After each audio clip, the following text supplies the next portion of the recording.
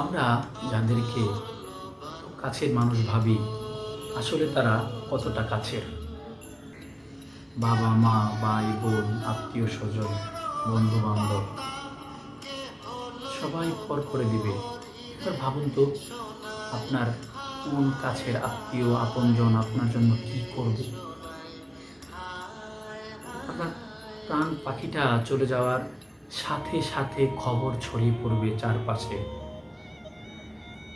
সকল আত্মীয় স্বজন আপনাকে দেখতে আসবে। আমাদের এই কাছের লোকজন যারা আছে, এরাই কেউ বাজারে যাবে নতুন কাপড় কিনতে, আতর গোলাপ কিনতে, কেউ হয়তো বাঁশ যারে যাবে বাঁশ সংগ্রহ করতে। এই কাছের আপনজনই কেউ একজন বড়ই গাছে উঠবে, বড়ই পাতা পারবে, বড়ই পাতা গরম জলে আপনাকে গোসল করানো হবে।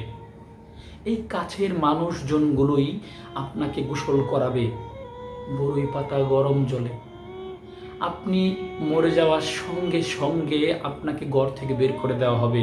আপনি শহরে থাকলে আপনাকে নিচতলায় নামানো হবে। আপনি গ্রামে থাকলে উঠোনের এক কোণে আপনাকে রাখা হবে। এত সুন্দর বাড়ি আপনি করেছেন, কিন্তু আপনাকে রাখা হবে নিচতলায় উঠোনের এক কোণে। মশারি টানানো হবে, মশারির ভিতরে গোসল করানো হবে। বড়ই পাতা গরম জলে গোসল করাবে এই আপনজনেরাই। গোসল করে আতর গোলাপ লাগানো হবে, কত সুন্দর করে আপনাকে সাজানো হবে। একবার চিন্তা করুন, সেই উঠোনের এক পাশে আপনি শুয়ে আছেন। এত সুন্দর বাড়ি আপনার, এত সুন্দর ফার্নিচার আপনি তৈরি করেছেন, এত এত ফার্নিচার, তবুও আপনার শেষকালে আপনার থাকার ফার্নিচার হবে মসজিদের সেই খাটিয়া। সবাই যেই খাটিয়ায় শুয়ে থাকে, আপনিও তার ব্যতিক্রম নন। এই কাছের মানুষজনগুলোই আপনাকে ঘাড়ে করে নিয়ে যাবে কবরের উদ্দেশ্যে। এই কাছের মানুষজনগুলোই 3.5 হাত কবর, আপনার জায়গা, আপনার জমি, সেই 3.5 হাত ঘর তৈরি করবেন। 3.5 হাত ঘরে আপনাকে নামানো হবে। আপনার এই কাছের মানুষজন প্রত্যেকেই, পাড়া প্রতিবেশী বন্ধু বান্ধব সকলেই এক মুঠো করে মাটি দিয়ে যাবে।